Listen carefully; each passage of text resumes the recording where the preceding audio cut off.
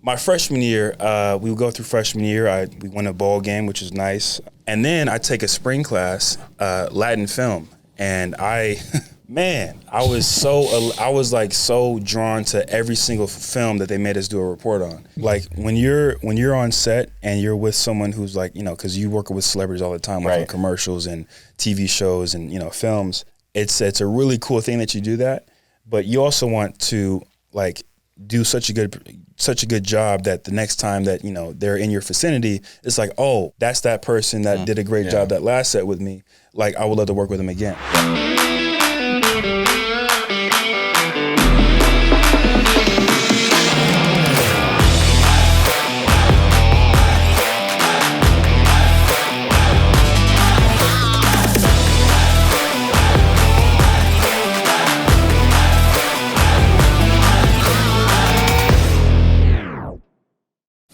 Welcome to this episode of the Confidence Quotient podcast.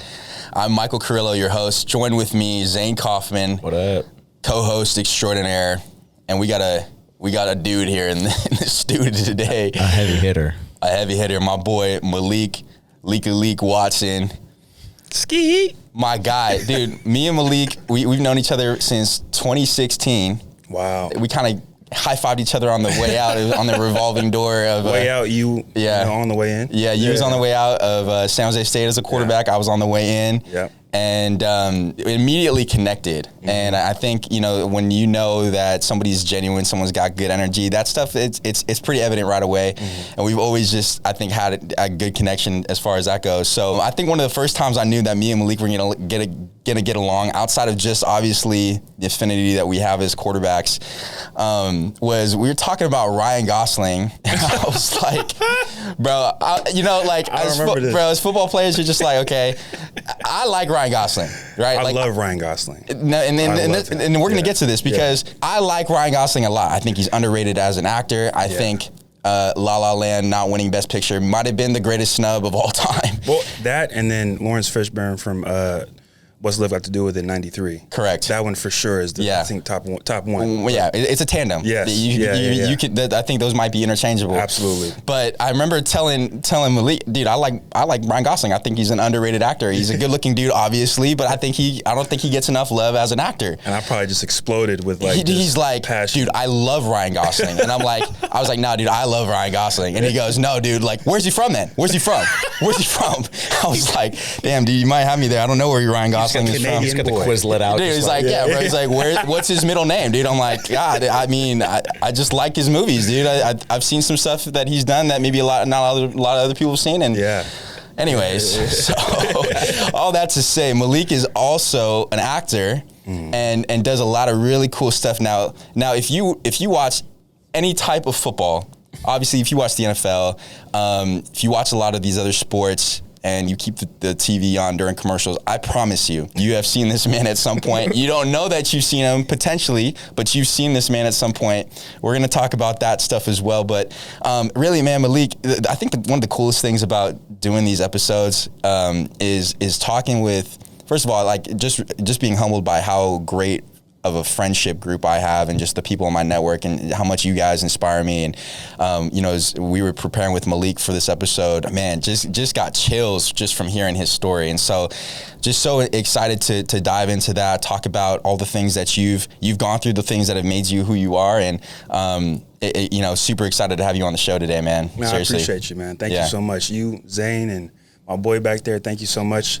Yeah, no, it's been a crazy ride. Yeah. We all have our own story, obviously. Yeah. But I think that, you know, just going through, because I haven't even thought, when you go through things, you kind of forget them because you try to move past it, right? But going back to everything, like hitting every point, I was just like, wow, like that was a moment in my life where I'm just like, I look back and I'm like, I'm so glad that God got me through that. Yeah, man. But I mean, either way though, I'm blessed. Yeah. I really am to you know, do what I love and, you know, be in the mix. Yeah. You know, they say 1% of actors work, and I'm glad that I've had my toe in the water for the past 2.5 years. So that toe's been so in there, bro. We busted out the fresh, crispy white socks for the pod today, dog. I'm like, okay. Hey, man, shout out to Uniqlo. Come on now. So, I mean, let's dive into it though, Malik. Yeah. So, obviously, you and I met in 2016 up in the Bay Area.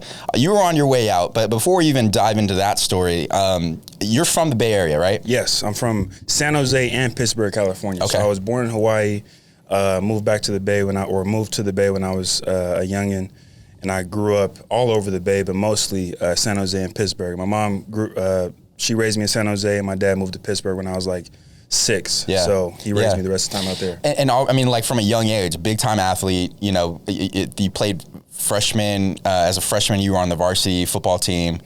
I mean, look at him, dude. Obviously, you know what I mean, bro. He was one of those dudes that if you would have lined up in freshman football, you're like, okay, he's already got a stash. It's gonna be a long day. Yeah, this dude had a stash at 8th grade. Yeah. The whole 9. So. I mean, talk us through like what was that like going through high school? You know, being kind of like the guy, you know, for lack of a better term, at a younger age. There's not a lot of freshmen that play football, especially at Pittsburgh High School, a bigger school. Talk us through that. So Pittsburgh High School obviously is like one of the biggest football, powerhouses in the Bay Area. Yeah. But I didn't go there from freshman year. Freshman year, I went to Heritage High School, out in Brentwood, California, and I played all 3 sports, but they ran the fly offense. And for me, we're throwers, right? We want to throw the ball. And so, I probably had 1 passing touchdown my freshman year, and we went 7-3. And I think they called me up for the playoffs my freshman year to varsity, and I got some playing time, which was cool. But I knew that, the direction they were going wasn't really suitable for, my type of play. Yeah. And I wanted to like really go somewhere where I could like showcase my talents and get myself in front of the, best eyes to go D1 potentially. Yeah. And so I told my dad, I'm like, look, after baseball season, I really want to, explore going somewhere else. And Oak Grove in San Jose reached out to me, or through somebody, right. And they're obviously one of the best in San Jose. Yeah. And San Jose is so huge; they have like their own conferences to play each other. So I thought about that, but then Roger Theater, R.I.P., one of the best quarterback trainers in the world ever.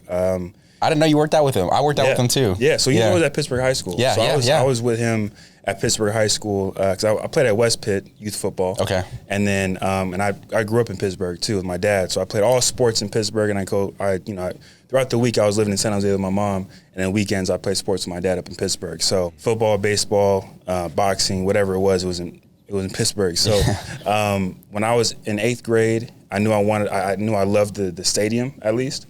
And I heard that it was just like, a powerhouse, and they had like these big prospects, and they had this big time quarterback, Mario Hill, that I'll always remember. He was all over the newspapers and everything.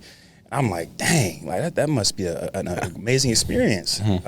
Just to, play big time football right here. And it's right down the street from me. But Heritage High School, they were a new high school, and they made a lot of like, hey, if you come here, you're gonna play early. You're gonna play as a sophomore, most likely as a starter. You're gonna compete. My bet. And so that really got my dad. And so before I could even say anything, I was already practicing with Heritage and wearing the baby blue and yellow. And then after that, come spring ball for football and also baseball, I really wanted to dip. I really wanted to go somewhere else where I could really, really play the style of play I wanted to, which is pro-style, hard-nosed football, and not playing the fly offense. I'm spending a lot of time playing. Was there motivation there already at that age? Like, I want to be a Division I football player. Oh yeah, for sure. When did that hit for you? That was when training with Roger Theater for sure. Okay. But also baseball too. So my best years of playing baseball, was all before I was like 18. So I was doing pretty well in baseball youth and doing pretty well with that. And I really wanted to play baseball at a high level. And I realized that, that also can coincide with football as well. Yeah. I never really had a good season of football before high school. So I just, I didn't really know that was in the cards for me. Then I went to Heritage and I realized like, okay, I do have some potential here. Now I want to go somewhere else where I could play. And then, we moved from Antioch to Pittsburgh or wherever. And I went to Pittsburgh sophomore year, and it was the best decision I ever made because I literally became a man at 14 years old, 15 years old over there, and it was more so just a fast lane to what it is to becoming a D1 player or a professional over there, because they take every single practice, every single workout, every single film session, whatever, the most serious. Yeah. And so to be able to go there, I was elated with excitement, and also, black people everywhere too. So that was like, I went from Heritage, where it's Brentwood, it's predominantly white, and then I go to Pittsburgh and I see everybody that looks like me. So it was really cool. And then, sophomore year, that's when we was airing it out.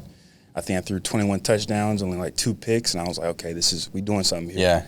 And then, played varsity there for the playoffs again, got some playing time. And then junior and senior year, that's when I started to like really play. But we had a really good quarterback before me that was like, I think all conference before me. So he was a senior when I was a junior. So to get on the field my junior year, I still like went to Elite 11 and all these different camps before that, but I didn't really have any tape on varsity. So I backed him up, and to get on the field the first 5 games, I played receiver. So, and they bring me in just, for packages and also for Hail Marys and stuff. But then we go 0-5 my junior year. And so, and this is no slight on whoever it is, but, I knew it was my time, obviously. And so they gave me my first chance. I think my first game had a pretty good game statistically. We lost a little bit, but it was something that, kind of grew the confidence for me and, also my coaches and the team as well. And so after that, we go 5-0. Yeah. And then we go to the playoffs, make a nice run. And then senior year comes around, and that's when I kind of like made a name for myself. Yeah. So transferring though from school or transferring high schools in the middle of high school, that's always a challenge. I did that. Yeah. Was there any lack of confidence that you stepping into a new campus? Obviously, you feel maybe more comfortable with the people that are actually attending the school, but was there any lack of confidence going into a new environment, maybe learning and being around new people and trying to figure something out there? No, because I was like so ready for whatever came at me for football. I was so like I say emotionally and mentally removed from my previous high school, just because the culture there and what wasn't really what I wanted for my future. And to actually play and put myself in the best position to win and also just like showcase my abilities, I need to go somewhere where there's eyes, there's names, there's all these other players. I go from Heritage where it's now they're amazing. Let me say that. Now they pass the ball, but at that time they were strictly fly. So at that time I knew that I wanted something a little bit more. They didn't really have too many prospects coming up over there. I go to Pittsburgh, everybody's a D1 prospect. Yeah. I'm talking about everybody, the quarterback, the receivers. They had, I don't want to name drop, but they had a guy that played running back in line or safety that was like a 5-star. Yeah. So every single practice there was a D1 coach. And so that's when I knew that, this is where I want to be. That's the environment. Yeah, of course. And so when I got there, it didn't matter like what they threw at me. I was ready for it because I wanted to prove not only myself right, but I wanted to also prove it to myself and whomever thought that me transferring was a bad decision, that I'm the man for the job. Yeah. And so I was exposed to a D1 offense at 15 years old, and it was the best thing for me. And got hard coaching, but it was constructive. Yeah. It was everything that I needed. And it allowed me to, grow into the leader that I wanted to at that time. And it was, it's one of the best experiences of my life, for sure. Yeah. It's always cool. I feel like there's so many people that have allowed high school football to shape them in the rest of their lives. And it sounds like obviously that's something that happened for you as well. Obviously going from high school, being highly recruited, doing good things, looking to potentially go to a Division I program right out of high school, you ended up staying close to home, right? What was kind of like the incentive behind that? I was a big mama's boy, and I really wanted to stay close to my mom, and so she wanted me to as well. So I got 8 offers out of high school, and I took trips, and like four of those colleges let me play football and baseball there, which I really wanted to do, and it came down to it where I was going to go to a D1 in the Bay Area, and it turned out that they ended up got 3 quarterback commits that year. So, that kind of went out the window, and I waited too long, obviously. So I signed with a team where I really wanted to, be there, just as more of a side option, not a side option, but more so if I don't get this Bay Area team, then I can go there. I was young. I was, thinking with my feelings and my emotions. Yeah. And, I really wanted to stay home and, make my mom happy. Yeah. And, and that's what happened. So, I ended up going to a JC because I waited so long, they all washed away. Yeah. And so, and again, like you can't wait on anything that's substantial. And not everything that looks good is good, but also like, you know, when God throws you a blessing, you also have to accept it. Right. And I didn't think that it was conducive for what I wanted at the time. And so I was like, you know, I'm gonna stay around, and I'm gonna go to a JC, and hopefully I can get offered by a Bay Area team. Yeah. And thankfully I did. You did. And so, you know, I graduated high school with a 3.3, so it wasn't like, you know, the grades were an issue, which was always the concern when you hear JC. Yeah. Right. But it was more so just another opportunity for me to like put film on tape. Yep. And showcase my ability somewhere else at a higher level.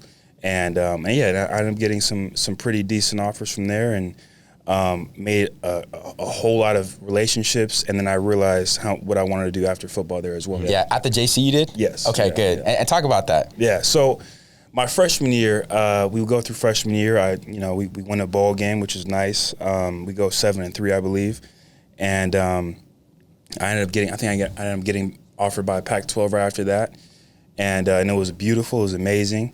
And then I take a spring class, Latin film. And I was so drawn to every single film that they made us do a report on. And I don't know what it was, but I've always been a film freak. I always wanted to, like, you know, I always loved watching movies. I always loved, you know, dissecting them and like wanting to like just, I don't want to say idolize, but like I was obsessed with a storyline or a person that like told a story so well that moved me so much. And so I was given 2 films to do reports on that semester, and it was La Mission with Benjamin Bratt and La Familia, and that was with Jimmy Smits. And those 2 films changed my life because that's when I realized what true acting was. Dissectively, like I really studied it. Yeah. And when I did the report for the whole class, that's when I realized that like I was so moved. I was brought to tears in front of the whole class because I was so, and then this happened, and then, oh my God, and then, you know what I'm saying? And so when you're so passionate about something, then you realize like, okay, this is something I want to integrate into my life. Yeah. And I want to, you know, pursue this, you know, whenever I can. And so, but then I realized like, okay, I want to pursue film at some point, but at the same time, you know, I had to keep the main thing, which is football. Yeah. And so I did, but that was my first like exposure to, you know, film and just like studying it and like kind of falling in love with it. Yeah. Yeah. How grateful are you for that 18-year-old indecisiveness, you know, to not pick a college? Yeah. Yeah. No, I'm so grateful because you know, when you're that young and you have so many dreams, right? You have a couple that you really want to pursue. And I always had in the back of my mind that I want to do something like that. Like I wanted to like, you know, either act or like tell a story of some way. I did poetry when I was in high school as well.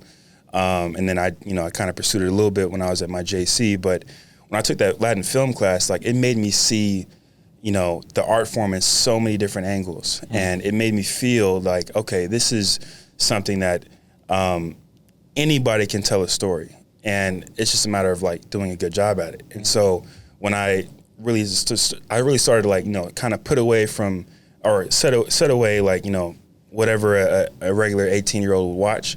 And I would always want to watch like the highest critical acclaimed movies that would actually like, that was proven to draw an audience. And so that's when I realized like, okay, like this is everything that I want. This is everything that I love.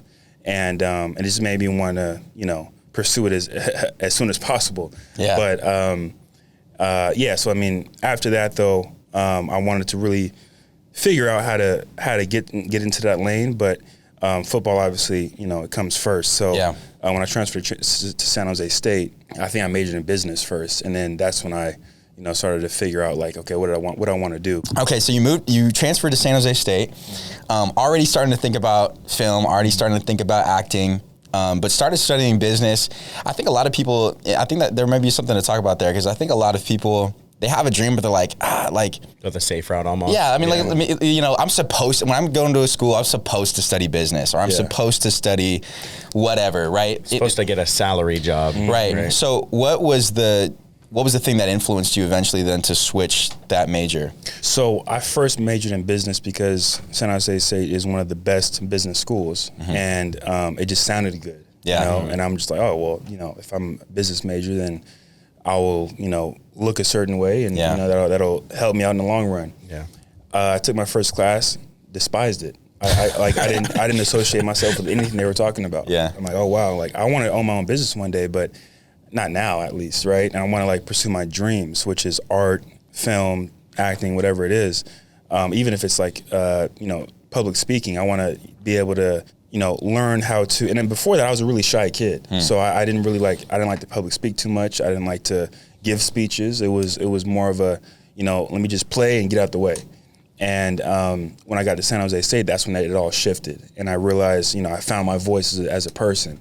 And so I majored in business for I think the first 2 weeks, got out of there. Then the only film major there was RTVF. Yeah. And it stands for radio, television, film. Yeah. And I took one radio class, and I couldn't stand it. Because I thought it was actually like, on camera film type work, right?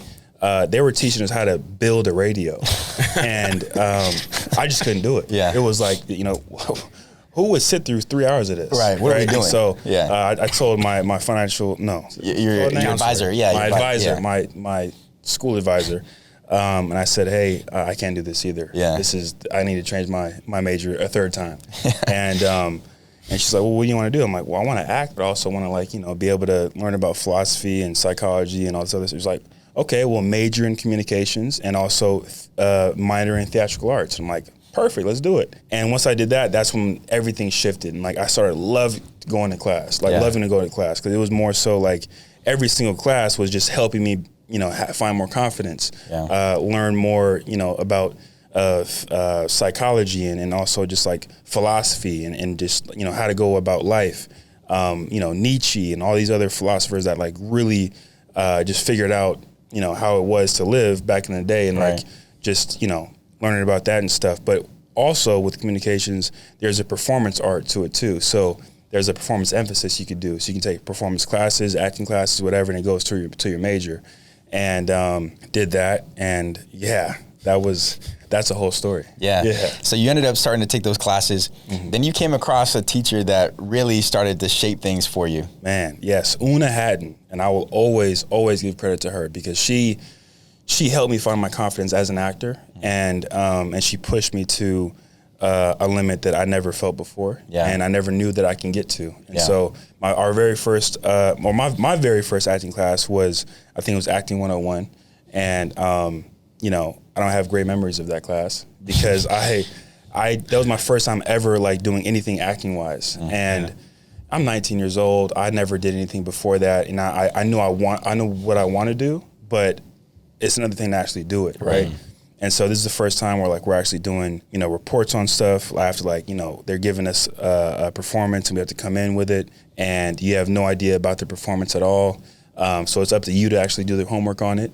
I did that, but I also I knew how to be vulnerable, but I also didn't know how to make it tie it all together. You know what I'm saying? And so, it was a learning experience. You know what I'm saying? And so that's when I was just like, well, that was embarrassing. Yeah. You know what I'm saying? And whenever you know you want to do something and your first day doing it doesn't really go well, you're just like, it is what it is. Did that discourage you at all with the acting stuff? I wouldn't say it discouraged me. It was more of it was discouraging, sure. Not being the best you want to be, sure. right? But it was more of next semester has to be way better than that. Right. And so I took a performance class after that with Una Hatton. I think the very first performance I did there, it was, I think something we had to bring in, and I ended up making, I ended up making the performance about a guy who found his brother who ended up being homeless, and on the street, he ends up finding him and all this other stuff. And I brought myself to tears, and it was something that I never experienced before. And that's when she took me aside and she says, you have something. That's when I was like, okay, well, I did something good today. Yeah. Hopefully tomorrow will be good as well. Yeah. And then I wanted to make sure that every single performance, every single homework assignment that we had, I always brought my best. And it was good, because I think my first semester doing the Acting 101, that was in the spring. That was my first exposure to San Jose State in a 4-year university. So I had a lot on my plate, right? Yeah. So I'm trying to figure out this, but I'm also trying to figure out how do I establish myself on the football team. For real. And so, by the time we got to fall, we're in season, I'm redshirting, right? Yeah. So I have all the time in the world to like practice and like, be good and just prepare my tail off. Yeah. And so throughout that semester, I just started to see like good days on good days on good days. And that was really encouraging. And so she always would push me to do this, push me to do that. And then I always wanted to make sure that I made her happy. I wanted to make sure that she loved what I did. And I didn't really care about the audience. It was more so like, if she can understand where I'm coming from, then that's all that matters, because she's the one who's grading this, right? Yeah, I mean, that semester was probably one of the best semesters of my life for sure, because I had so many discoveries that class. Yeah. And at the end of the semester, we had a showcase for the public, and I think it was about like the homelessness aspect of San Jose. So we had to go out and we had to like talk to homeless people, and like I also was the person who led like a homeless committee to like feed him. Like we had like a food train or whatever like that, and that really helped me get closer to them and like really understand where they're coming from, because before that I didn't really know that if you're homeless, like I felt like you probably did it yourself, right?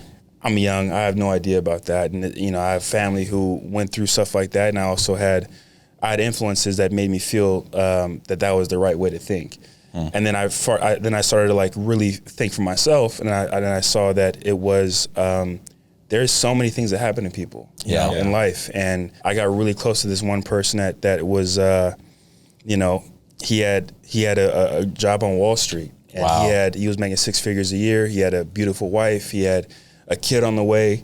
And somehow I think there was a strike that happened, or it was like some type of crash of the economic world, and he lost everything. His wife left him with the kid. Wow. I guess she took his savings or something like that, because it was in the prenup. He was left with nothing, and then he also had type 2 diabetes. Wow. And lost a foot. So he really got the worst of everything, and he ended up being homeless for I think 20 years. And then now he's like an advocate for homelessness. But after that, that's when I realized that this could happen to a lot of people. Yeah. And we have to have sympathy, and we have to be empathetic to their story and understand where they're coming from. Yeah. So I took his life and I put it in a performance. And from that, and also a few performances or whatever, the class fortunately voted me best actor of the class. Hello. And that's when I realized that, I can keep on doing it. I keep on trying at least. I mean, that's got to be so validating for you. Oh, I think whenever somebody starts a new venture, we all have a dream of something like, oh, that would be cool. Or if you see something online, you're like, I could do that business, or I could do that. Yeah. And everybody starts at this stage of, they call it uninformed optimism. Yeah. Like you don't know what comes with it. Yeah. You don't know everything about it, but you're super optimistic about what could be. Yeah. And then as soon as you step your foot in that water, you get hit with acting 101 and you're clobbered a little bit and you're like, gosh, dude, maybe I'm not as good. And for a lot of people, humble pie. Yeah, and then that becomes the stage of informed pessimism, where it's like, okay, now I know what actually comes with this. I know the work that comes with this. I know the risks that come with this. Yeah. And I'm maybe not as good as I thought I was going to be right away. Man. But if you stick with it, you find somebody that believes in you, and you continue to put the work day in and day out. I think the other thing too, and especially with acting, you have to be able to feel, like you have to be an empathetic person. Like you have to really be able to have the skill set of putting yourself in somebody else's shoes. Like there's somebody, I mean, I know I'm guilty of this. We go by homeless people every day, here in San Diego or across California. And, like actually putting yourself in somebody's shoes, hearing somebody's story, that's going to make you a better human, but especially as an actor, when you can really immerse yourself in what that must have felt like. Yeah. So, I mean, as an actor, you're researchers of life, so you have to be open to anybody and everybody in the world. More so just like, you have to be able to like hear their story and like really understand it. And if you don't, then like, you're not really doing your job. And so that's why like a lot of actors, like they major in journalism, because they have to like go out and find stories and like dissect them and research them and just like really do their homework on whatever it is and then tell their story. Yeah. So for me, I always had an intriguing nose of whatever it was that came about. I always want to like, go back like, oh, this is interesting. Like, what's their backstory? Yeah. Whether it's an actor, whether it's a prime minister, whether it's a president, whether it's a coach, whether it's a, celebrity of any point, or if it's somebody on the street, I wanted to know more. Yeah. And I was always a very curious kid. And so I think that's always helped me. That's always been kind of like the backbone of like my art form, because I always am intrigued to know more and obviously, get to the actual root of whatever it was. So, yeah. So you win Best Actor. What does that do for your confidence? Oh, man. I mean, not only just for acting, but just, life, in sports, you're on the field, what did that do for you? That was so, like, validating, because, one, I knew I wanted to do that. Yeah. But obviously, like, when you prove yourself right, that's a whole different beast, because, like, now you did what you say you're going to do for yourself. And not only are you, seeing the benefits, but also somebody else actually saw it and actually, like, worked somehow. And you just know that it's you have the ability. Like our self-confidence, like we think we can do anything, right? Sure. Like and when you actually put it to the test and it actually passed the test, it's like, okay, well, all right, that worked. Now we gotta do it again. Yeah. And Well, it's a fine line too, because so often we're taught, don't seek external validation, or don't seek, like, focus on what you need to do. But there's a balance to that, because you need to sometimes feel like, okay, I'm on the right path because I got voted by everybody else that was in this class with me to do it, right? Yeah, I mean, that's a great point too, and that's one thing that I keep on forgetting, that like the fire that burns inside me, nobody could put out except me. And I think at that time I was so driven by what I wanted to do, regardless of whether football worked out or not. Because obviously you can act for the rest of your life. Yeah. But I think at that time, like, I really wanted to prove myself right. And when I did, at that small fraction of time, that was so helpful to go forward with. Because now I can, like, go to the next step. Yeah. Now I can see myself actually doing this. Internally though, but I mean, on the outside, you probably would never notice, like, how I was feeling on the inside. Yeah. Like, I just wanted to come to work and, like, have fun and be like everybody else. But yeah, I mean, I think more so when you know that you want to do something and then you actually do it. Yeah, it's amazing. Yeah. It's an amazing feeling. Did you feel more of a desire, like during that time, more of a desire to be this great football player, or was that slowly starting to etch into, oh no, man, I want to be a great, actor? Yeah, well, I had a lot of time to think when you're redshirting, what I'm saying? So when I was redshirting that year, it was a lot of, like, I mean, I was practicing a lot, and I was still traveling with the team because I was the third quarterback still, even though I was redshirting. I still wanted to make sure that I always, the dream was always to play in the NFL. Yeah. Always. I always wanted to be the best football player I could be. And, I wanted to be an all-time great as a quarterback. Yeah. And that was always instilled in me. It was just amazing to feel like, I can actually do something else while I'm, pursuing one dream and not actually, like, doing anything with it. Like, I felt like, redshirting, I hate waiting. I hate sitting around. I just don't want to, come to practice. And, like, when you're redshirting, bro, you are looked at as a ghost. Yeah. Like, you are not there at all to anybody else. Like, you're showing up for yourself and your teammates, and you want to be the best teammate you could possibly be, but everybody else, mostly for the most part, it's like they can really do without you at that time, and so that's what makes you feel like, okay, I need to have some type of worth inside me. Like, I can watch all the film possible at the facility. I can stay an hour after, or hour and a half after practice, and, like, get more routes in my receivers. But if I'm not playing, like, what good am I actually to myself? Yeah. That's how you feel. But, you're getting somebody else better. You're getting yourself better. You're doing all these other things to help you propel as a person and as a player, even though you're not playing. Right. So I had a lot of time to really, think and assess what I want to do at the same time, but also after football. And if Deion Sanders and Bo Jackson can play two sports, I can act and play football too. Right. You know what I'm saying? That's how I felt. Yeah. And so, the football thing was always going to be my first main thing. Yeah. It was just amazing to see that, like, coming from a shy kid that didn't want to say anything in front of anybody. Yeah. Now I can actually, like, I know I have the ability to tell some type of story. Yeah. At some point. And so that was really, cool to feel. Yeah. But yeah, it was always a two dream thing. Yeah. So the confidence is growing. We step into the next semester or fall of the next year, or even leading up to that. Like now we're competing to actually play, still doing the acting thing. Yeah. But I mean, talk us through what that looked like. Okay, so Una I had her spring 2015 for sure, and I had her again fall of 2015. Okay. So I had another class with her. Okay. And the same thing happens. That's when you went actor of the year. We won it twice, right? Yeah. 2 times. Yeah. And I'm not trying to. Oh, back to this back. This is and it's time. crazy because when we first started, the 2 times. when we first started class fall of 2015. I think the first 2 weeks I just felt like I sucked, like because I had spent that whole off season and whole summer just like grinding in football, grinding, and not really taking any classes other than that. And then we also like when you're on scholarship or whatever, you still have to like get a summer job to like stay afloat or whatever. Because the summer scholarship doesn't really there's no NIL money at that point. Oh my God, no. Yeah. I was on a full-time scholarship, a full ride, and I could barely afford like food. Yeah. Like the cost of living in San Jose is crazy. Yeah. So you got like 8 dudes living in a 3-bedroom house. Oh my God, bro. Yeah. And you're still paying $1,600 a person. It's wild. All right, so fall of 2015.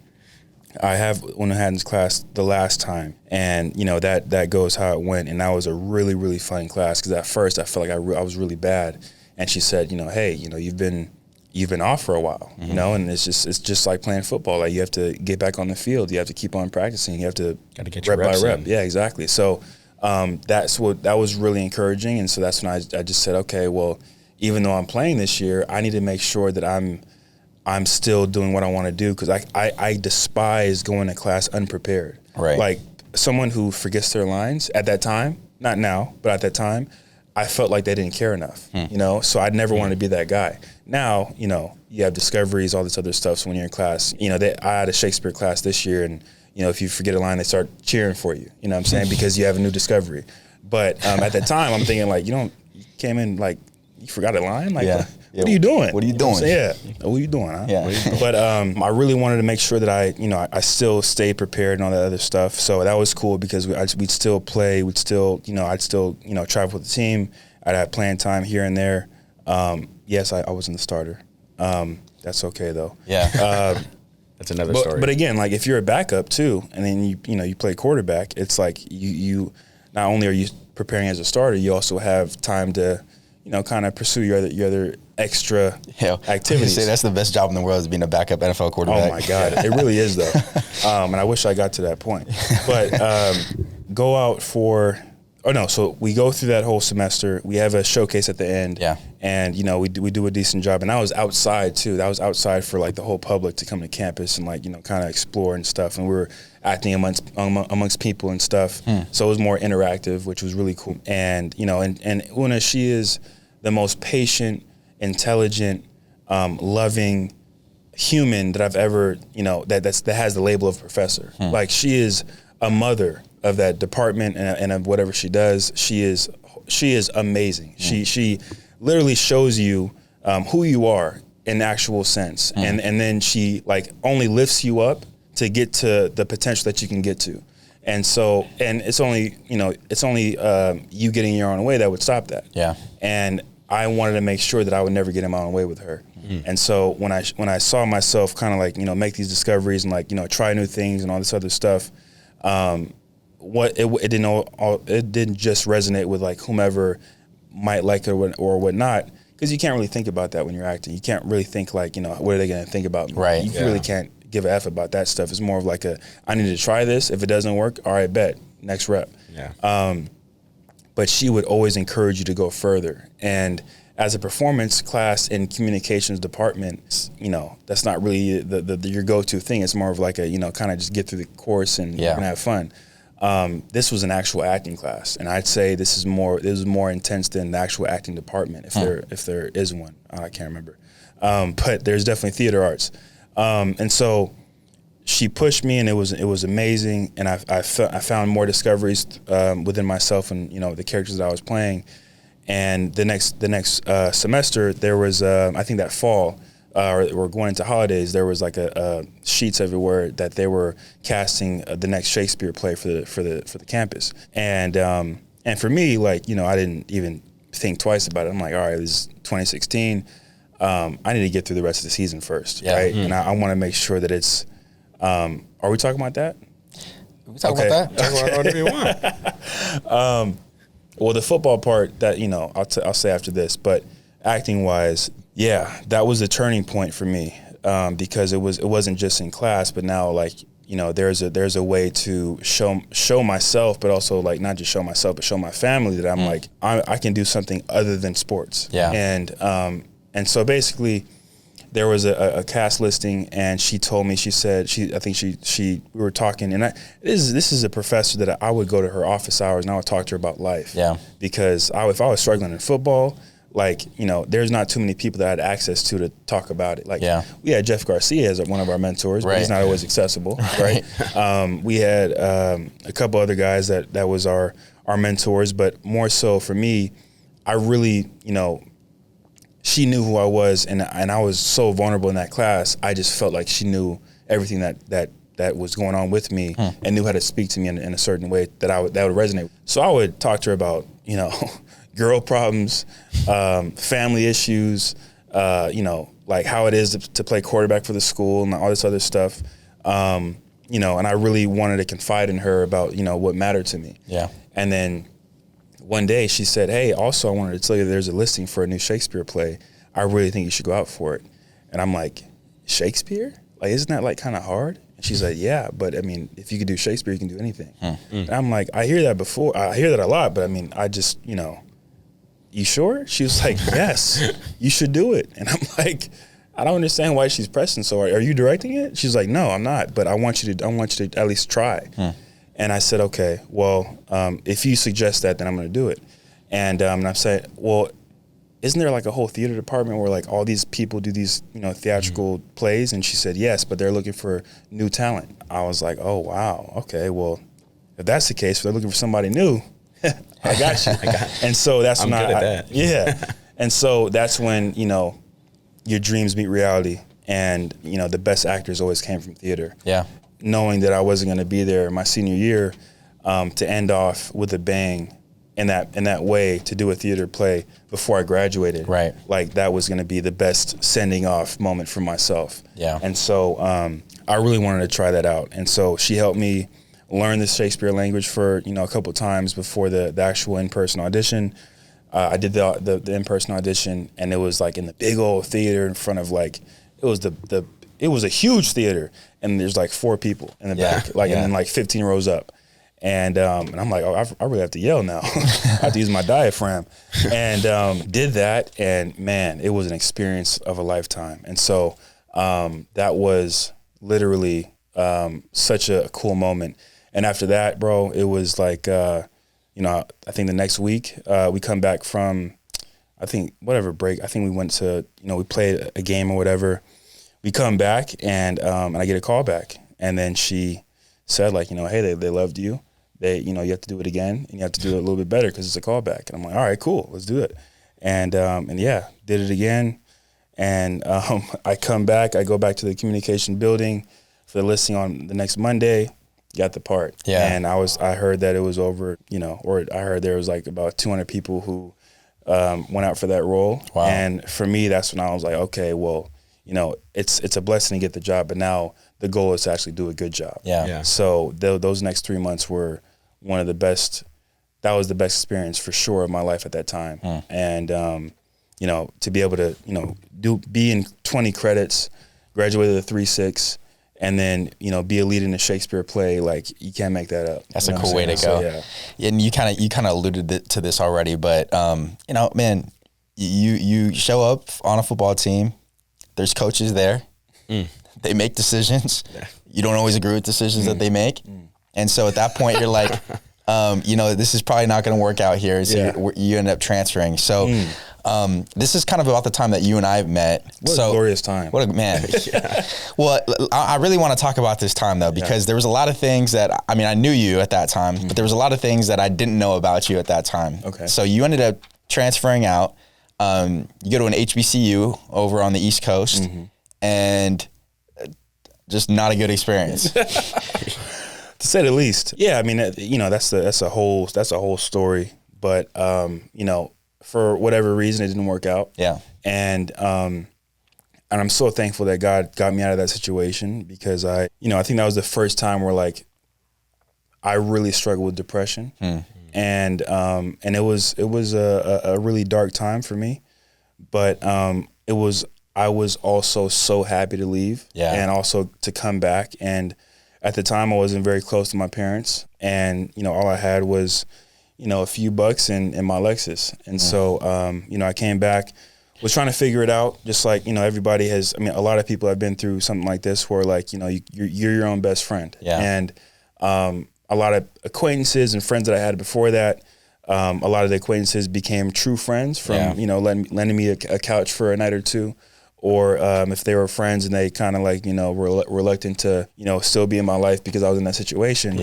It was a really eye-opening experience all around. And so so I just want to be like, I want people to understand like how much you went through in this time.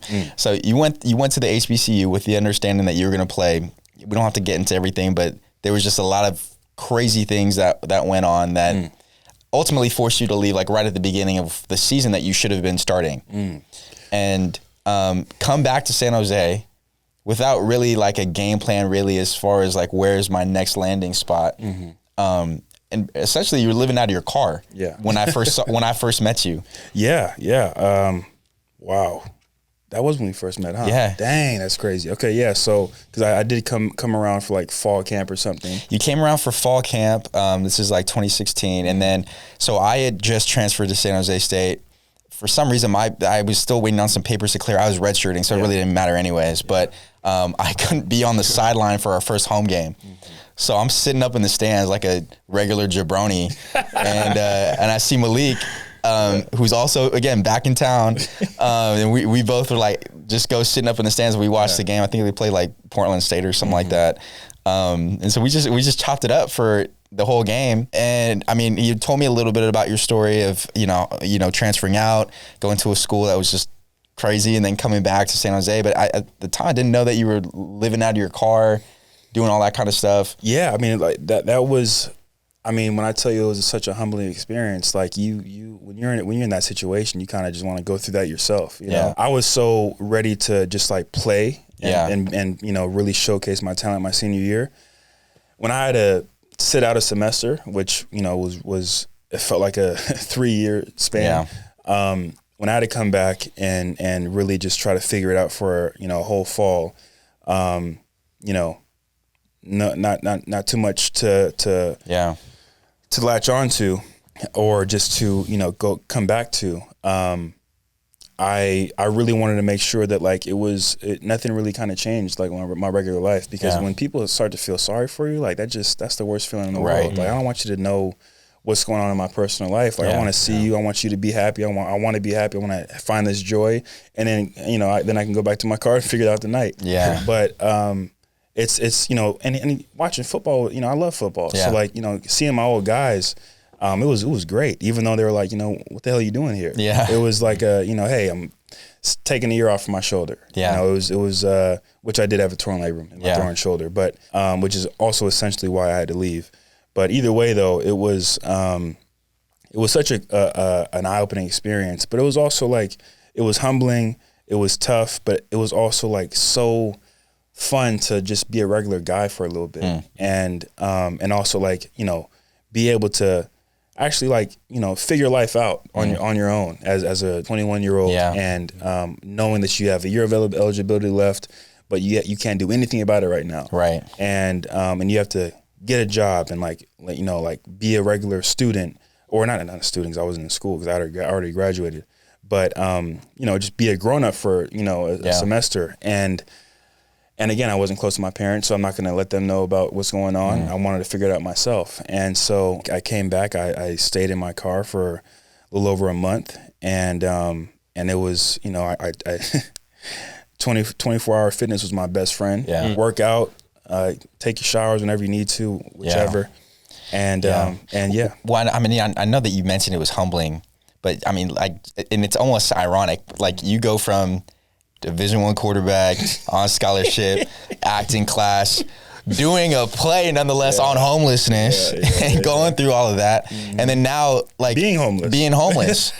Right? So I know it's humbling, but I mean, talk about like mindset, like confidence, like where are you at with all this stuff? Yeah. So that was, bro. So when I came back, it was more of like okay, this is not gonna last. This is not gonna last. And like, you're kind of like constantly going through denial, more so like not just accepting what you have and wanting to make sure it's not real, but more so you go through a mindset of like, okay, I need to do everything I can to get out of this situation because it's not gonna last. Like, I'm not gonna live myself being in this car, obviously. So I have a scholarship to go somewhere else in the spring, right? But I can't go there right now. And so, from whatever it was, like August to January, I need to figure it out. And so I that's what I had to do. And so it was more of like yes, it's crazy because like spring, summer was the best time of my life, 2016. I mean, the best freaking music. Summer 16, like, baby. Oh my God, bro, it was amazing. Like, I was going out. It was, I found my groove in San Jose and the lean, mean streets of San Jose. We had such a good time, me and my friends, and then to leave that and to come back to it, not really having a spot to live at, and kind of just like trying to figure out your situation. It was, it really helped me, like, kind of just grow up a little bit. You know what I'm saying? I can't really go through the emotions because, like, right now it felt like I got through it and I was good. But going back, it did feel, it felt that sense of uncertainty. And also just, being uncomfortable and sleeping in your car and stuff. I mean, it is what it is. You know what I'm saying? And you have to do what you got to do. And for me, I always wanted to make sure I kept the main thing. I had to do what I had to do, and I will make sure that I'm in shape. I have the right mindset to lead a football team the next spring. And to go through this is only going to help that process. 100%. So yeah. Well, we talk about that with confidence all the time too. Is like, confidence a lot of times is stacking your wins, right, for yourself. Exactly. I'm stacking. I did that well. I won Best Actor. I led this fourth quarter comeback drive. I did this. You stack all these things. A lot of times too, though, confidence is stacking the stuff that you had to get through to get to the wins. And I think a lot of people maybe overlook that is, when you prove to yourself that I'm willing to do what it takes, and if doing what it takes means sleeping in my car for a month in order to stay in shape so that when I do go to the school that I'm supposed to go in the spring, I'm ready to go. If that's what it took and you're kind of able to tap into that reservoir, like that also builds so much confidence. Oh my God. You know what I mean? Yeah, no, I came in so confident in the spring. Just because like you have no idea what I just went through. Right. You know what I'm saying? I'm not saying it to nobody. I'm not telling you like, hey, this is what I just went through. But like internally it drove me so much and it helped me, like, when I got there, I literally was holding team meetings myself because I wanted to make sure, like, I've already been through everything else. Like talking to the team now, it's nothing. And I want to make sure we were on the same page, and I want to make sure our camaraderie was at the strongest it's been, because I think they didn't really have a great season before that. But either way, though, I wanted to make sure that like whatever I just went through wasn't a hindrance; it was only an additive. It was only something that was going to propel me and help me going forward. So absolutely, and again, like it was something I had to go through. I needed to go through. Everything happens for a reason. And now it's like, my next car, I got a truck just in case. If that happens again, I will always be sleeping comfortable. You know what I'm saying? And so, but and I still have the truck to this day. Love it. Shout out to my F-150. But yeah, I mean, the next, or that semester, bro, I mean, I ended up, I got a job with Uber. I became a salesman there, was salesman of the month twice. You know what I'm saying? That was really cool.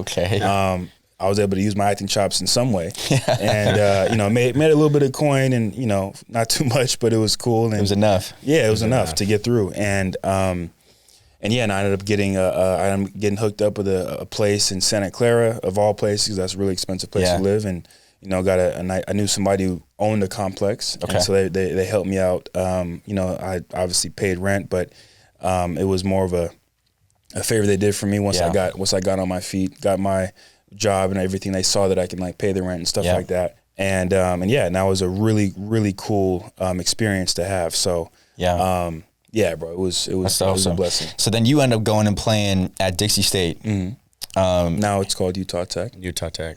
Oh, really? I didn't know that. Yeah. Okay. They All changed right. the name. My bad. Okay. So I mean, I haven't been back, so it's all good. So you go there, and you have a good year. Now you're dealing with some injuries, right? Like some things happen there, but you end up having a good year, so good that you still you get an opportunity. You get to go to play in a bowl game after that, like kind of like an all-star game, right? Yeah, CGS, the College Gridiron Showcase, is really cool because they let all levels of football play against each other. So, you could be D3, NAIA, but all D1s were there too. So we had Tennessee, Alabama, Wake Forest, Chattanooga State. Chattanooga State, Fresno State, our old rival, whomever, the best of the best were there from the teams. And so, and it was a week of practice, and believe it or not, the practices were more of a showcase than the actual game was. Because a lot of the big time recruits or the big time guys that were getting scouted by, they were going to get drafted. They would just practice. They wouldn't play in the game. Yeah. And then they'd go and, play in like the Shrine game or, the East-West game or something. Yeah, stuff like that. Yeah. East-West game for sure. A lot of guys went there after the week of practice. So that was kind of like my time to make a name for myself. And so they bring us in every single day after practice. They see us practice. We'd have meet and greets with all the scouts, whoever called your name and wanted to bring you into a room. Right. And I formed a really good bond with a few teams. And they really, loved what I put on film out there, and they were, obviously looking forward to, my showcase on the Friday. And since I came from D2, I had to play in the game. Yeah, I had no choice. Yeah, there was a lot of D1 guys that were like, I think before the game, the guys who were running it like, all right, raise your hand if you're going to leave tomorrow. And it was like half the room.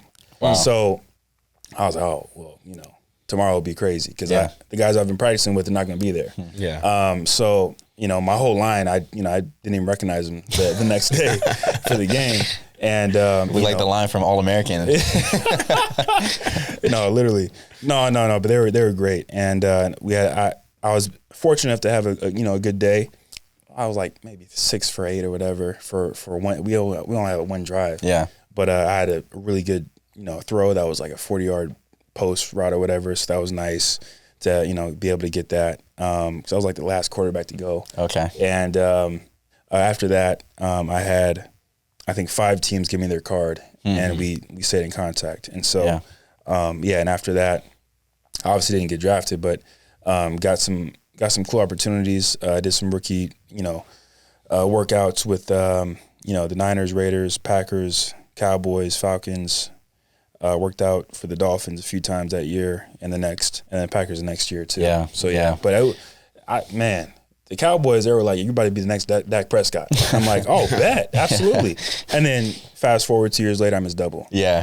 And the little foreshadowing there. And we'll talk about that. So I mean, you're at this point, like you've been through some injuries. Like you've had a couple shoulder injuries and surgeries at this point. Like you're obviously football is the dream, but you're at this point. Like 24, 25 years old, you're like, maybe this is something that I need to move on from. For sure. And I know that's a hard thing. It's an impossible decision. It's tough, man. So for so many, because you spent 25 years of your life, like training and getting ready for this opportunity and believing that this is it. I'm going to be the one that breaks the odds, right?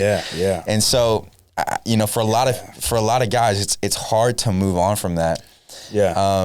And I think the other harder thing though for a lot of people, and the reason that they don't want to move on from that is because they're afraid of what life after football looks like, or they're afraid of what, man, am I going to be good at anything else again? Or, am I going to be able to make money? Like you don't identify with anything else. Right. And it's such a deep rooted part of your identity. Thankfully, obviously you'd proven to yourself that you were good at other things. At this point, you're now living in LA. And working at Equinox, right, as a trainer? Yeah. So my rookie year, I got the front desk job there. Yeah, at like the best Equinox in LA at Century City. Okay. And Century City Mall is like the most beautiful mall in LA. Yeah, my first day, I was helping out like 3 stars. You know what I'm saying? Like 3 people that were just like mega stars. I'm like, oh my god, this is amazing. Well, okay, all right. So I met Rihanna my first week, and And it's funny because everybody talks about like, does she smell good, all this other stuff? Because like I guess the scent was like going around. Yeah, yeah, she did. Okay. And so I think the next week I met LeBron. The very first day though, I met Ray J and I helped him with his locker because I guess he got locked out. Yeah. And then checks out. One of my favorite gospel singers, Israel Houghton. Oh yeah, yeah. And his wife, Adrienne Bolton, I think. Yeah, I know exactly. From the Cheetah Girls. Yeah. She was in another movie with oh gosh, that other guy. Well, anyways, keep going. So I'm in love with a church girl. Yeah, okay, so terrible movie, but it was just so cool to like be able to be around just so many stars that like are just amongst regular people. Yeah. And I think that was my first year in LA, and so that's what helped me like get accustomed to everything. Yeah. Like really kind of just make sure that or not make sure, but it helped me see that everybody's the same. Everybody's just a person. I mean, you always hear about it from like your parents and everybody who's actually been and lived that life. But when you actually see it yourself, it's like, oh, like they're actually real people that I can have a whole conversation with. Yeah. And when I started to hold a conversation with Matt Leinart one day, I'm like, oh, this is dope. Yeah. You know what I'm saying? Like they're the same person. And I talked to Reggie Bush one day and and like I'm name dropping like crazy, but shout out to Felix. I never name drop like this. Yeah. But like since you asked me, I'm gonna. I asked him. But it was such a cool experience just because like I wanted to get a job that like was in a nice gym. I can work out for free, and hopefully make some connections. Yeah, Equinox is that place. Yes. Right, and so I was in between teams. I was working there. I mean, if I get signed somewhere, I leave and I come back after I get cut, or I start playing for that person or that team. And so and I think that was the start to what I wanted to do at that time. When I was playing football, I wanted to just like have a nice job in LA to just like keep afloat. But yeah, when I retired, I had no interest in being an actor anytime soon. I think I retired at 25, and I was like, I want to be a millionaire before I'm 30, and then pursue acting. It didn't work out that way. Yeah. Because when COVID happened 2 years later, I never worked as a trainer again, and I was like, and I loved training when I was actually training. I loved helping people. I loved transforming bodies and all this other stuff. It was really a passion of mine at that time, and I had so much fun with it. And also like when you're naturally come from the acting world, it's like, you can really be who you want to be, type of thing. And it's because training is more so just sales, you know what I'm saying? And so that really helped me out. But and then, when COVID happened, TV or movies took a hit and TV kind of like propelled a little bit more, and, got my first job on All American. How'd you get that? My boy right here. Yeah, so you called me when I was at Equinox. Yeah. And you were like, hey, bro, because you was on 13 Reasons Why. Yeah. And I'm going to just say, like... it's crazy. I'm here because of you. No. That's not the case at all. I bring that up, but it's funny because the reality is you would have made it anyway, anyhow, anytime, anyways, right? I'm just grateful that I got to be a blimp in the story. Yeah. It's really crazy? It's really because you're pro day. So I don't know if people know this, but like, I helped you out with your pro day. Yes. And but really Sam was the leader of everything. But I don't think he never did a pro day before. Yeah. And I just did, a pretty good sized pro day, or a pretty successful pro day the year before that at BYU. Yeah. And I just kind of like knew how it went and stuff like that. And so I think either he asked me or you asked me to like help out. Yeah. And so we did that. Your pro day, you balled, you killed it. You know what I'm saying? And I was just there just watching, obviously. But like, that was so funny, bro. That was my first time ever seeing you cuss. Like, for real. That was the best day ever. I was like, look at Mike with the fire in him. But yeah, so since you were on 13 Reasons Why, all your receivers was from that show. You're right. And because they were, former receivers in real life, but they also like were working actors as well. And so you brought all of them, and we were training with them, and they, they asked me a couple of questions like, hey, are you doing this? I'm like, nah, but I actually majored in or I did plays before, whatever. Yeah. And they're, let's keep in contact just in case. I'm like, oh, sure. Never thought anything would come of it. You know? Yeah. And then I come back down, I think that fall, you call me Yeah. And you're like, hey, bro, they're looking for a double for XYZ for All-American. Right. Would you be interested? I'm like, of course. Yeah. Like, that's, you know, I'm saying I'm still playing. Yeah. And then Rob calls me and he was like, hey, I think we're going to, you know, go with you. Just send this person your information. I'm like, all right, bet. And then book it. And I was like, oh my God, this is amazing. And I go on set for a week. And I was like, just everything that I wanted on a set. Like, I had so much fun. But then I realized I was an extra. Right. And I was like, oh, well, this is you don't go in the tent with everybody else. This is amazing. I'm having so much fun. But like, I want to do what he's doing. Right. You know? And so and then I don't go on set for another whole year. Yeah. Because I go back to Equinox. I transfer from Century City to Santa Monica, and I become a trainer there, have my fun there. And then COVID hits. And then I was really good friends with a bodybuilder that would really help me, like, you know, kind of transform my upper body once I retired, because I always had a bird chest, as you remember. I always wanted to lift heavy, but I wasn't able to because we were throwing athletes. And so once I retired, I was like, yo, I want to look a certain way. Can you help me? He was like, of course. And so we go through like a 2-month training program before I turn, I think 26 or whatever, go to Vegas. You know what I'm saying? I feel good. Yeah. And I'm just like, this is what I want to do, like for real. So the next year, I'm like, hey, bro, I think I want to compete. And so he was like, you should. And I'm all right, bet. So we're in COVID, you know, we're at home. I'm training clients privately. Yep. I have nothing else, and I want to have a challenge for myself. And so go through a whole thing like that. Then I think 2 weeks before my show, All-American calls me again, and they're like, hey, we want you to come back, and this is going to be like a month of shooting, or a few weeks. I can't remember how long it was, but you're going to be in a bubble because we're in COVID. And I'm like, what does that mean? And she was like, oh, well, it's going to be a hotel, and you can never leave, and you're going to be there the whole time. And I'm like, okay, well, I'm doing a show.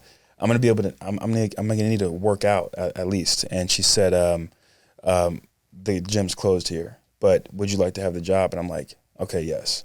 So I had to bring like every single color band to find a workout, you know, just to like formulate a workout after we practice and all that other stuff. So I do my contest. And then right after that, the next day, we check into the hotel for the bubble. And then, shortly after that, I think we did Calling in Black and White the next month. Yeah. And then that next month, in January, two months later, I signed with my agency. And that's when, you know, I've been working ever since. Yeah. Well, so you signed with your agency, and right off the rip, like the first audition they send you. Talk about that. Well, I mean, that was funny because I think I hit them up in October. Okay. And then they don't get back to me until like December. Right. And like, hey, we're interested, but you know, we'll let you know. Yeah. January they come around, they're like, hey, you know, we'd love to have an interview with you, whoop. And it's, you know, regular interview, and then I sign with them. But I'm still like, I don't even know how this process goes. Right. I don't know if like, do I hit you up for auditions? Do you just send them to me, whatever? And they're like, oh, we'll just send it to you. You know, don't worry about it. I'm, all right, cool. 4 months later, or no, not 4 months, 3 months later, I think March or April, I can't remember. I get an audition from them for Geico. Yeah. And me not knowing anything about commercials, I'm like, oh, well, this seems cool. Not knowing it's a national commercial, right? And they're like, all right, well, this is the breakdown. You're gonna be a football player, and we want you to act like the football is a baby. And we want you to take care of it, but then we want you to reveal that it's not a baby, it's a football, and then we want you to celebrate. And so I come to it's COVID, so we're not in person, so it's a Zoom live audition through camera. And so, yeah, bro. So I get fully suited up. Yeah. I put my pads on, I put a jersey on from the All-Star game. I just, you know, I get locked and loaded. And then I go get my haircut the day before, and I'm like, I see this baby stroller right next to my barber's apartment. I was like, is this blonde anybody? He's like, nah, go ahead, take it. I'm like, all right, bet. And then he was like, wait, you got somebody pregnant? I'm like, no, this is for a job. And so I get back. Talking about? I get back. I DoorDash diapers, a Gatorade towel. No, I already had a Gatorade towel. Diapers, a baby bottle, milk, and everything else. I put the milk bottle in my waistband. I wrapped the football in a Gatorade towel. I put it in the stroller. I had something else. Oh, I had a binky too. Yeah. So I gave it a binky as well. And so, so I audition came. I stroll it on once they tell me to, once they hit action. And I I just really take care of it like it's a baby. And I nurse it, all this other stuff. Take the bottle out. Give it a binky with you whoop. And then, all right, now celebrate. And I just rip it off, throw the stroller out the window or onto the balcony, and I just spike it, and I just go crazy, do a nice little celebration. And then they had me do another take, but that's when I knew okay, well, this is fun. Yeah. And then they gave me a call back, and then that's when my agency was like, this is crazy. What did you do for your what did you do for your audition? You got a call back your very first try.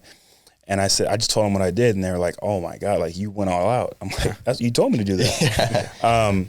And me thinking okay, this is always gonna be like this, but it's not. Obviously, I was spoiled my very first audition. But yeah, then when I realized what a national commercial was, that's when I realized what it can actually do for me in my personal life. Did you realize how much money you can make from those? So I had a guy that was I met on set. And he told me then, I had no idea going on set. Yeah. But I knew that it was a big situation. What's the range, just for people that don't know? Man, well, we're in a strike right now, so hopefully it increases. But before, it was easy to get 6 figures on one. I think maybe 10 years ago, but now it's around 20 to maybe 60,000 for the most part. Yeah. And I had a guy that I met on set, and he was a guy that acts a whole lot. He's on every commercial. He's on a whole lot of movies, all this other stuff. He's been doing this for a long time. He told me, he was like, "Bro, once this airs, all your money problems will go away." And I'm like, "Yeah, all right." I don't believe that at all. I was just on American last week or last year. You know what I'm saying? I'm still struggling. And no, he's like, "No, this is different. When you're the lead, when you're telling the story, when you're the principal, whatever, it's different, and residuals are different too." And I'm like, okay, well, it sounds good. And then, I'm not gonna lie to you, he was 100% right. Yeah. And that was, that started a lineage of what I wanted to do in the business. Yeah. And you've been on what, 8 national commercials now? Yeah. Something like that? Around there, yeah. Something like that. He's been counting over here. Some slight. I mean, it's literally been a blessing. And yeah, I mean, I think the first 2 years that I was in the business, I wanted to make sure that I kept the momentum going. Yeah. If it's not broke, don't break it. Yeah. And I didn't want to say okay, I got one national commercial, let me, go find a theatrical agent.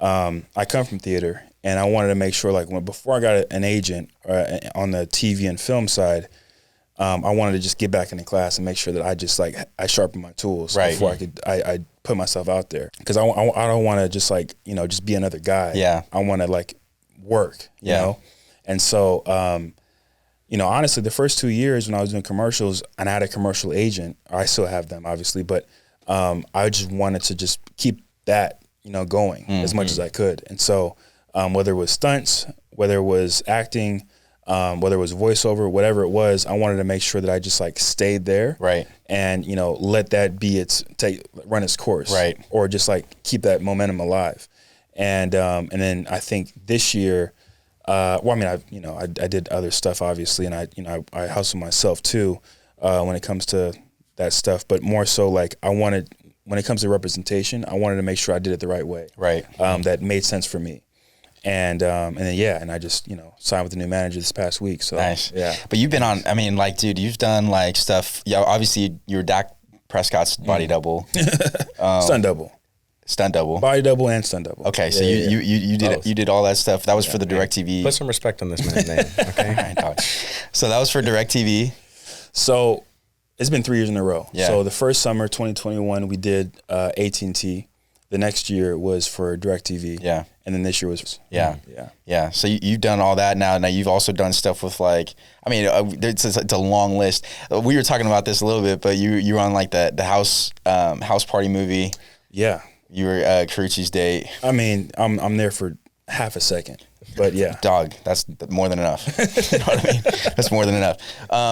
You've just done like so much stuff now. I think one of the cool things that I've seen just in you, because obviously, you know, we worked All-American for a little bit together, kind of even before some of these big national commercials. But I think a lot of times you see people that are really highly successful, they see themselves in that light before reality catches up. Yeah. Right. And I think a good example of this, I remember this, this might be the first time we worked together on All-American.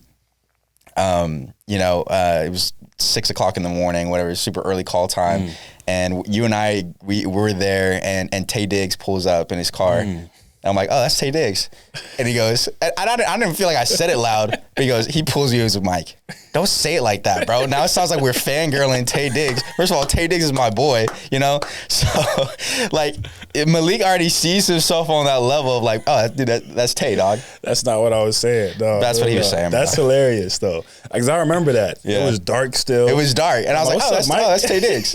And he goes, bro, don't say it like that. Now it sounds like we're fangirling Taye Diggs. I was like, I wasn't trying to do that. You did say it loud, though. And you know, it's, bro, 6 o'clock in the morning, nobody's talking. It's quiet out. Your whisper is a yell, honestly. So when you said that, I'm like, because he pulls up right next to us. Like, we're like in line to sign in, and his car like comes right next to us. Yeah. In the in the midst of all the trailers. Right. So so he already has that, right? Yeah. And then you're like, oh my, that's Taye Diggs.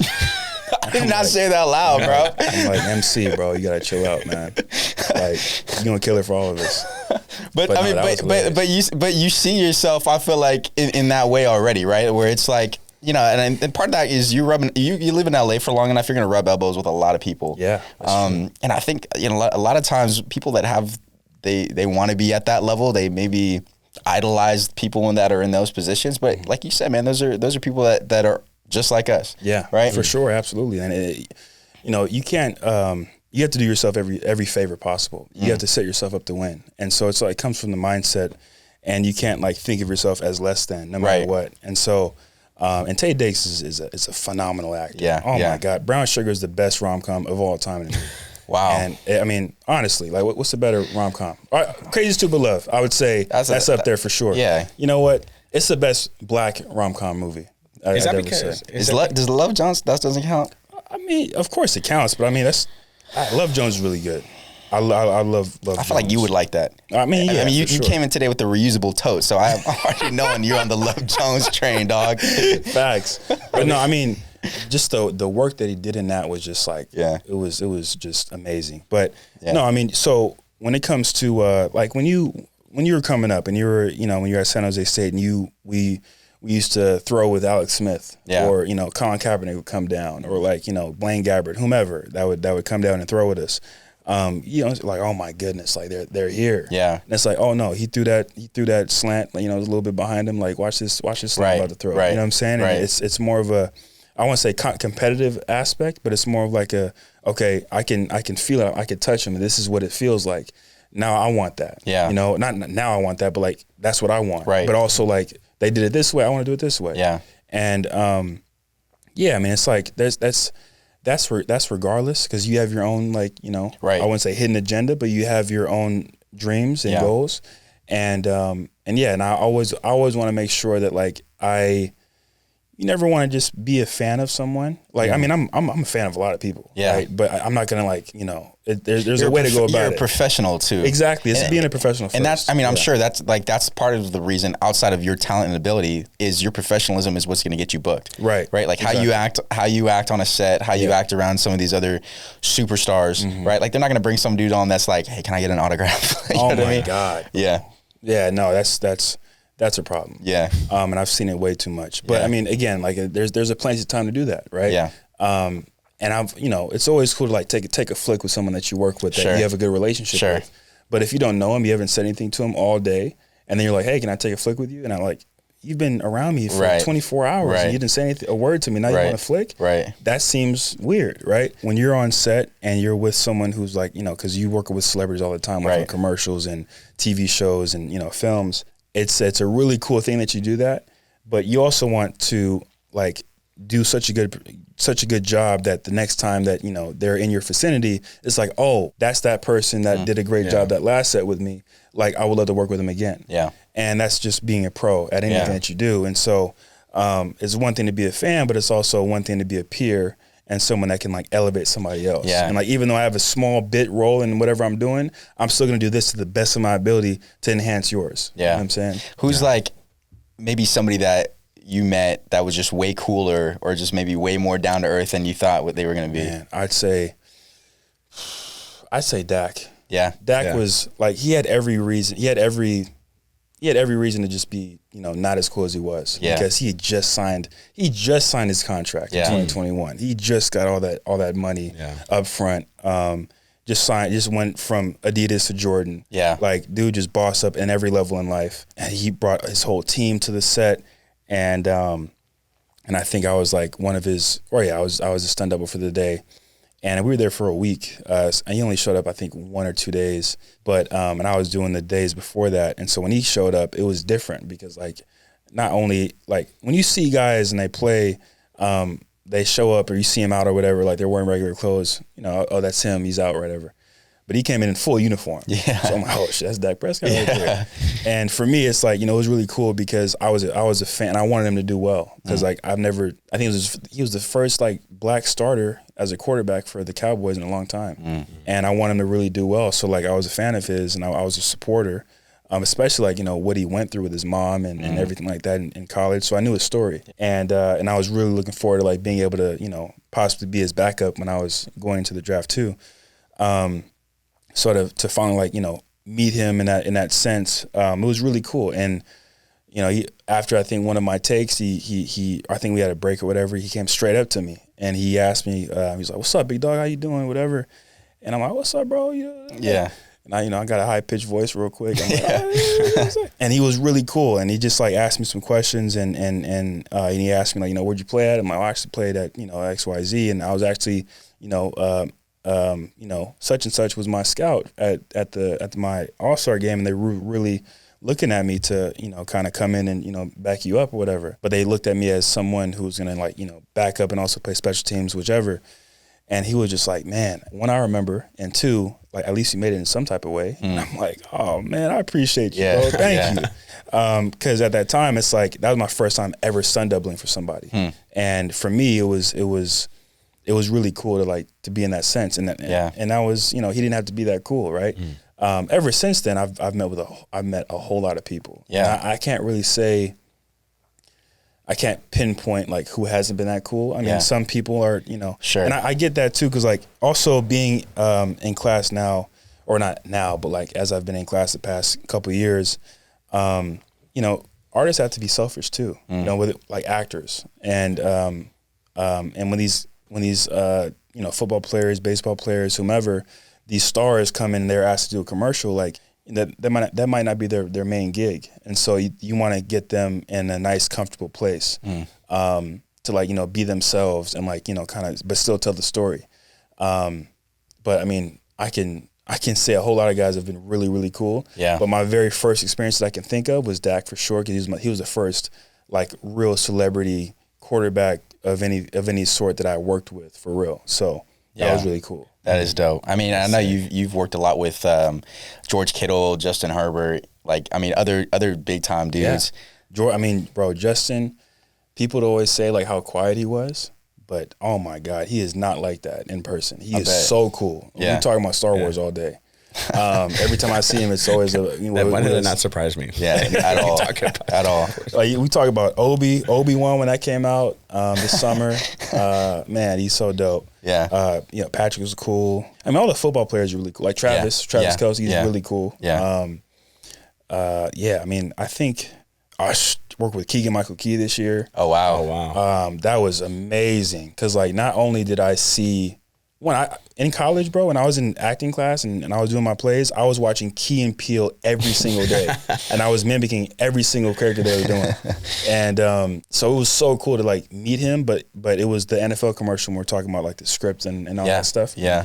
And so and he just, to watch him work was like, oh my God, like this man is amazing. Yeah. But he's doing everything that I've been doing, but in my own right. Like he's not doing anything like that's crazy. Right. You know what I'm saying? He's doing everything that you're taught to do, but he's doing it like 10 times better than everybody else. And so, but to see him like still stay in character in between takes, like go around to the chalkboard and like just like re-say his lines, like do it in a different way and all this other stuff, figure things out. To see him do his work was amazing for me, because I needed to see that. I was also in class too. I was in the Stella Adler Conservatory as well. Yeah. And there, we have to watch a play every week or a movie every week that we have to come in class and talk about for scene study for that specific course. And so, when I saw him do that, or, when I worked with him or whatever, one, he's the nicest guy in the world. And two, he just takes his craft so serious.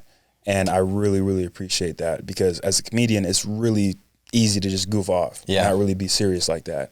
But he is, he reiterates to his team like, oh no, we're, this is serious. We're taking it serious. Even though it's a funny commercial, like this is serious for him. So, no, it was amazing. Sure. What's been probably your favorite commercial or thing that you've been on so far? You're not even getting me in trouble.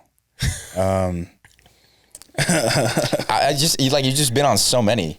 Well, I appreciate that, but I don't think so. You know what? It's tough, because like, one, I forget about a lot of stuff, because like it's when you finish a job, it's like, what's next? You're on to the next, right? And especially when you do it full time, it's like I don't have time to just like wait around. I need to like keep on going. But I would say like it's never nothing's ever like your first experience. Like Geico.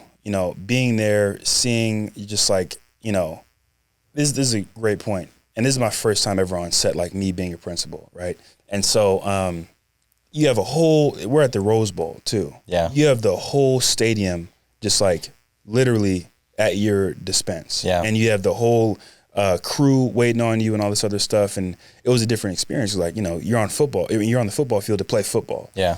So we're doing this, commercial, and like we're going through the scenes and stuff. And I was able to like, kind of mess with the formations and kind of like give them, just a few things that I might have suggested. And Matt Asselton was the director, and he's a great guy. He's amazing, and he was really, really cool. He actually sat with me during lunch. That was so dope. But yeah, and he was like really cool. I think when I first came onto the field, he got a football and he just threw it at me. And he was like, all right, throw it back. And like he just started playing catch with me. And I've never had that since. Actually, no, I'm tripping. I have had that. The Dak commercial too. Yeah. But yeah, I mean, I've had a lot of directors, but that director was really cool. And I think after they had me go from the opposite 40, run all the way to the end zone, and then we did that like 60 times. So it was take after take after take. And then one of the producers was like, I'm gonna get you some water. And he was just following me around. I'm gonna get you some water. And like 10 takes go by, I'm like, hey, can I get that water? I'm like, oh yeah, sure. And he goes around, gets it. I go down and tie my shoes, and like everybody stops. And I look up and I ask him like, hey, why did everybody stop? And I'm like, oh, we're just waiting on you. Yeah. Like, wait, what? Y'all waiting on me? And like, yeah. And I'm like, oh, okay, bet.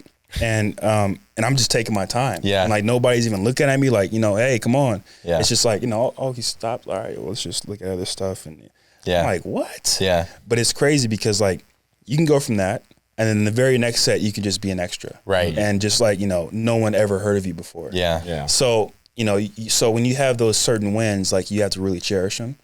And which I definitely do my best to do no matter what.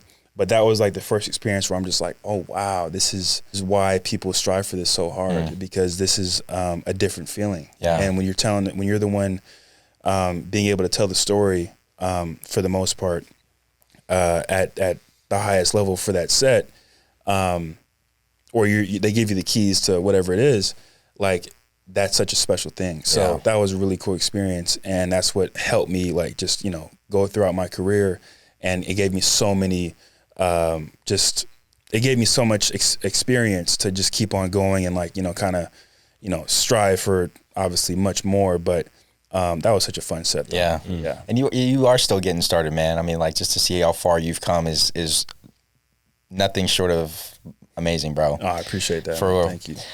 As you like kind of just like reflect now, because again, dude, you're in a place where you're in a secure place, you're working. I mean, it's hard to turn on the TV without seeing you on something, bro. You know, and again, maybe people don't know all the time, but you're always working. Like you said, that's a really hard thing to do. But as you like reflect on the journey of everything that you've been through and all the things that you've had to overcome, what are maybe some of the mindset things that you've sort of pieced together at this point that maybe have evolved into the mindset that you have now? Well, I say one, I appreciate that. And the main thing I want to say is I'm nowhere near I want to be. Yeah. Where I want to be. I want to, there's so many things that I want to do in this industry. I'm just blessed to be able to be where I'm at. Yeah. But I think the main thing for me that I've always kept in mind was, like, I think we talked about it before, that I will always bet on myself no matter what. And if you don't believe in yourself, nobody else will. Yeah. And it's just it's a thing where it's like, you know, that breeds confidence. Like, you know, you show up for yourself for this aspect, you're gonna show up for yourself the next day and the next day and the next project or the next commercial or TV show, whatever it is, whatever audition you have or avenue of influence that you have coming up. It's like whenever you expose yourself to, you know, whatever it is, and you just like take that risk, that does something to you. Yeah. And it's like, I can do this, you know, and not only I can, but I will. And I for me, it's always been a thing of like, you know, I keep my faith first. I let God lead me. And I always want to make sure that I put my best self to the test every single day. Yeah. And I keep showing up for myself because it's easy to lose yourself in this business too. 100%. You know, how do you stay grounded? Outside, obviously, faith is you know, that's probably number one. But I heard this quote by somebody. Right, there's a couple quotes. Somebody gave me a quote when I was in college, or I think I was just starting this business, and they said, you know, the world's a better place when people follow their dreams. If everybody in the world followed their dreams, the world would be a better place no matter what. And then you know, and that really resonated with me because one, you know, I've always been the type to, like, I always have to follow my dream, even that pocket of, you know, question, you know, from football to now when I was just being a trainer. I knew I didn't want to do that for the rest of my life, but I knew that was a season in my life that I had to like give it my all. And I remember when I was working at Uber, when I first got the job, when I was, you know, living out my car or whatever, my boss, he was really cool. He was really cool, really dope dude. And we'd have fun. We'd crack jokes, all this other stuff.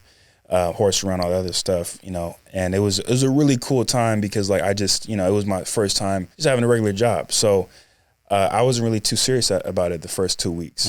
And he called me one day and he was like, "Hey, how many signups did you have this week?" I'm like, "Shit, like 3." And he's like, "All right, look, man, you have so much potential. You have no idea." And I'm like, "I mean, yeah, I know this." And he was like, "Well, what do you want to do after this?" I'm like, "I want to, you know, have a good senior year. I want to play in the NFL. I want to, you know, do it." He said, "Look, if you want to do all that, you have to put 100% of your effort into everything that you do. Not just football, not just working out, not just, you know, the film room or whatever goes along with being a football player. But if you're having this pocket of uncertainty and you having this job until you go play again, you have to literally go hard right now because it's going to bleed into the next thing that you do." And I was like, "Damn, you're right. Okay, bet." And then I never looked back. And that's when the next week I had 20 signups, and the next week I had 25 signups. And I wanted to make sure, like, you know, I almost want to prove to myself that no matter what I put myself through, I will get through it. Yeah. And I will do what I say I'm going to do. And so, the other quote was, you know, "To be great is to be misunderstood" by Ralph Waldo Emerson. And I understand that my story is, you know, it's there's a lot of twists and turns, but everybody has their own story. Yeah. And if you want to be great at something, literally you just cannot quit. And another quote that someone told me recently was, this business, you know, people who strive and make it in this business are the people that just don't quit. And it don't matter what it is, you just cannot quit. And I'll never be a person that quits. And especially in this business, like I love it so much. I love the art so much. Yeah. I love doing what I do on a daily basis, and like just, you know, that pocket of joy, like, oh my God, I'm going to set today. You know what I'm saying? Like it's a huge relief when you wake up and you have a job that you're going to go to. Yeah. And you can be your most creative and artistic self, and it just propels your whole life after that. And like, it's a beautiful thing, man. Even auditioning is amazing. Like, it's a chance to, you know, discover something about yourself and just like go all out and literally just, you know, be more of a, you want to make ass for yourself, but also like in a constructive way. Let yourself go. Exactly. Letting yourself go is everything, and letting go of your inhibitions. And my ethos has always been just you can't quit. And I will always bet on myself. And so, you know, I'm blessed to just like, you know, have that as my mantra. And I will, you know, I'll stick to it as long as I'm on this earth, for sure. And acting is such a great art form, and you know, I think it's underrated as a form of therapy too. It helps with everything, literally. I just feel like, you know, the ability to step into somebody else's life, somebody else's shoes, and then walk that out. I think it does so much. You know, when I was going to acting school for a bit, and it just was so helpful for me in a time where that, you know, I was going through some dark things too, or you know, you have an opportunity every day now to kind of find expression for yourself, and step out and do things. And you've got a lot of really cool, exciting things coming out soon, and looking forward. You got another national commercial coming out soon. You're gonna be on a football video game coming out soon. Oh man, that's gonna be fun. As an actor, not like as a motion capture dude. Like well, it is motion capture because that's the acting part, right? It's not for stunts though, right? Well, so they haven't shot like the storyline. Yeah. So they haven't shot the stunts part yet, and I might, you know, I did audition for that part too. Right. But yeah, the animation part, the acting part, I did. I had a hand in that as well. Yeah. For a football video game. I can't say what it is, but it's a football video game. Not right this second. Yeah, no, we can't say. Yeah, but yeah, man, super excited about all the things that you've got coming out soon. What's one thing, maybe to kind of tie a bow on all this, that you're like dream movie type like situation that you would want to be casted on? Like, I see you like being on a rom-com. Is that what you would want to be on? Like, what like maybe give me like what genre, what director, and who's your co-star? That's really, I love that. Look at you. I love it. Let's hear it. Dream director. Ah, man, there's so many, and this is where I can get in trouble. My manager told me, like, you know, don't talk about this, and don't name drop in the industry. Yeah, I'm like, all right, well, definitely not do that. So David Fincher. Okay. You know, absolutely. The new Batman movie he did that one. Did he? Yeah. Yeah, no, I know he did that. Yeah. I know he did that. But he did this movie called The Game. And I love that movie with Michael Douglas. Come on now. Come on, dog. Hey, this is come on, dog. What? Ryan Gosling. That's crazy. Yes. So David Fincher, I mean, he did Fight Club. Yeah. Gone Girl, right? I think he did. Yeah. I mean, I would love to do a psychological thriller with David Fincher, and you could put anybody next to me. I don't care who it is. Yeah. But I love his films. Kevin Hart. Key and Peele. Key and Peele. Hey, Keegan-Michael Key.